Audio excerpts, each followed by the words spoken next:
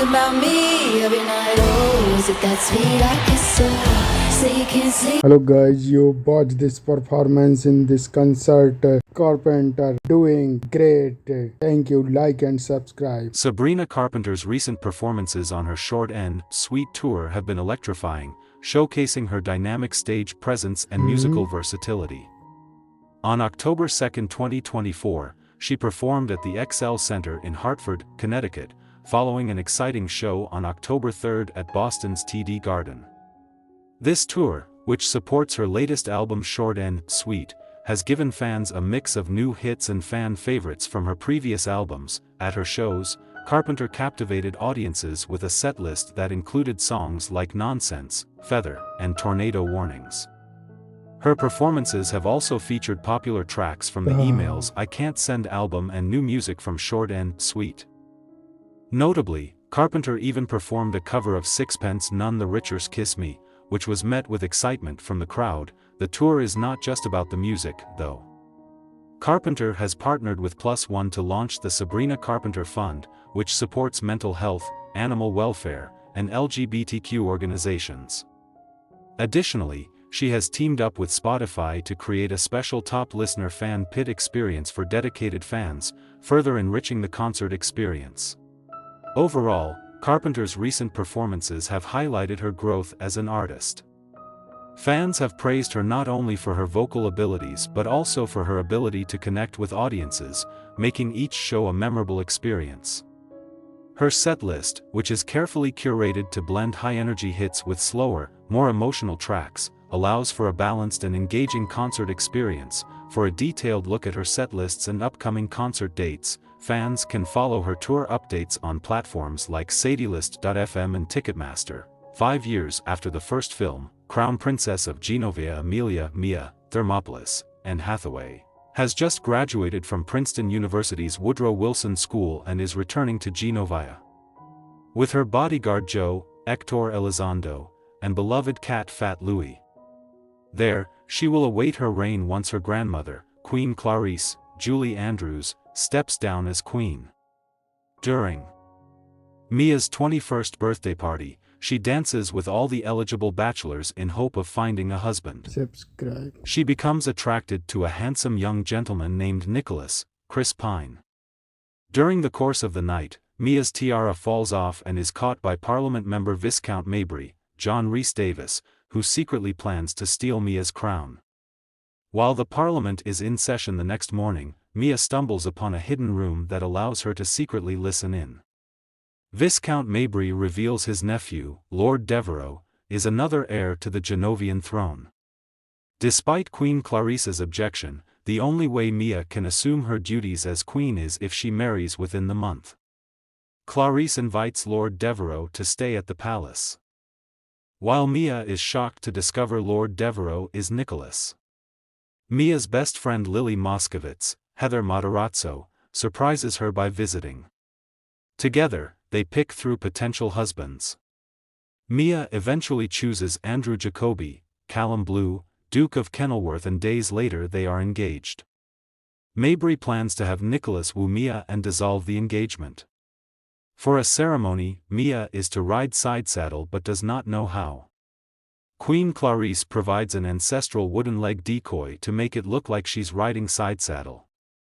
Mabry spooks Mia's horse with a rubber snake and Joe rushes to Mia's aid, but accidentally tears off the wooden leg. Humiliated, Mia flees to the stables, where Nicholas fails to comfort her. At a garden party, Mia and Nicholas quarrel about Mia's relationship with Andrew. Nicholas tricks Mia into admitting she doesn't love him. Angered, she argues but instead gets bombarded by a kiss. At first, she kisses him back but then backs away. Nicholas pursues her even more, which causes both of them to fall into a fountain. Queen Clarice finally tells Mia that her behavior with Nicholas needs to stop. During the Genovian Independence Day parade, Mia sees some boys picking on a little girl, Abigail Breslin, and abruptly halts the parade to comfort the girl. Learning the children are orphans, Mia has a vendor give them all tiaras and lets them walk with her in the parade. Everyone is impressed by her act of generosity, while Mabry sees it as a political maneuver. Mia later decides to convert one of the royal palaces into a temporary children's center.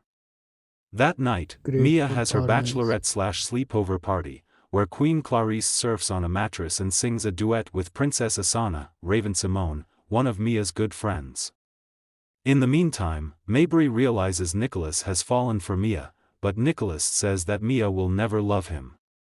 Nicholas comes upon Mia as she is practicing her archery as part of her coronation rites. He helps her succeed in getting the arrow to hit the bullseye, something she had been struggling with. Nicholas then informs Mia that he is leaving, but asks to see her just one more time before he goes. She declines, saying she is under close guard. That night, Nicholas appears outside Mia's window and asks her to come out. Lily encourages her to go, and Mia sneaks out. They ride out to a lake where they share secrets, dance, and eventually fall asleep. They awaken to find a You man see, in a boat videotaping them. Mia thinks Nicholas set her up, while he insists had no idea. By the time Mia gets back to the palace, the scandalous footage is already being broadcast. Andrew is disappointed and kisses Mia to see if there is a romantic spark between them. They realize they do not love each other, but do. An wedding is to take place the following day, and Mia's mother Helen, Caroline Goodall, comes with her new husband Patrick, Sean O'Brien, and their newborn son Trevor. Nicholas decides against attending, but his surly housekeeper Gretchen informs him that Mabry engineered their televised scandal. Right before the wedding, Joe informs Mia that Nicholas is innocent. Queen Clarice encourages Mia to follow her heart, something she has never done and has now cost her Joe, the only man she truly loved. Mia re-enters the church, and asks the members of the parliament to consider the women in their families and if it would be right to force them to marry those they don't love.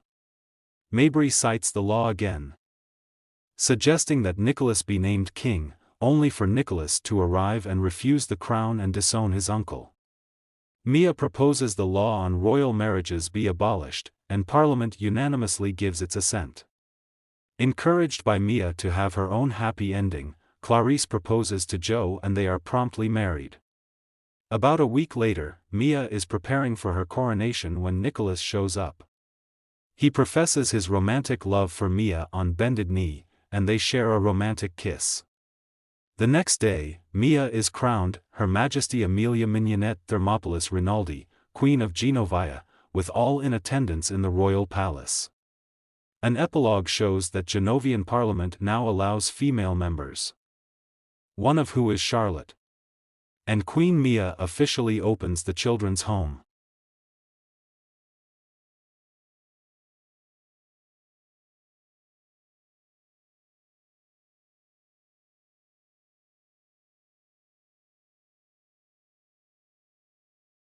thank you guys.